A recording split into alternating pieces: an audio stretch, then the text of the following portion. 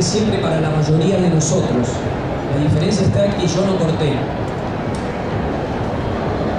Yo sigo siendo ese nene de 5 años porque lo mantengo conscientemente, hago el esfuerzo de preservar a ese niño que se divierte. Lo único que yo hago, la descripción de mi trabajo es divertirme haciendo lo que me gusta. Eso es todo lo que hago.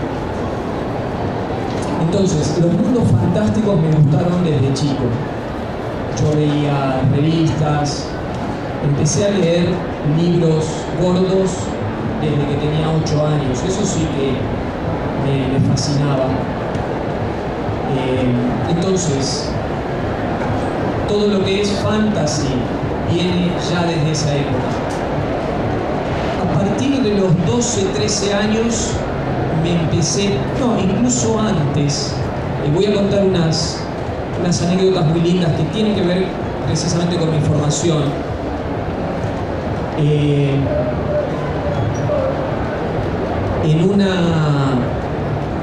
Cuando yo tenía 8 o 9 años, se hizo muy popular una serie de televisión que se llamaba Kung Fu.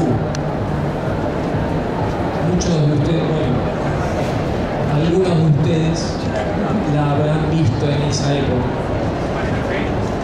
White Chan Kane, y simultáneamente se vendían unas revistitas que se hicieron gracias a la serie, muy populares en el kiosco, que se llamaba Kung Fu, pero de Bruce Lee. La serie era de White Chan Kane, pero el fundador del Kung Fu era Bruce Lee. Bueno, eso era una moda, o sea, explotó como una moda, pero una moda que no tiene nada que ver con otras modas que pueden explotar en la televisión y en los kioscos. Eso tenía, digamos, una enseñanza muy profunda acerca de unas cuestiones ancestrales de un país como China, por ejemplo, ¿no? Bueno, eso a mí me encantó. Y fíjate que también tenía las imágenes del dragón y el tigre, por ejemplo, y había toda una mitología detrás de estas imágenes que se veían ahí. Y había toda una disciplina y una enseñanza que como nene de 8 o 9 años empecé a recibir y me encantó verdaderamente. Entonces digamos que mi mundo fantástico, todo lo que a mí me gustaba, empieza a nutrirse también de eso. Más adelante empiezo a leer libros, estoy diciendo más adelante 12, 13 años, empiezo a leer libros relacionados con eso, por ejemplo, Lobsang Rampa. Alguno habrá oído hablar de Lobsang Rampa en algún momento.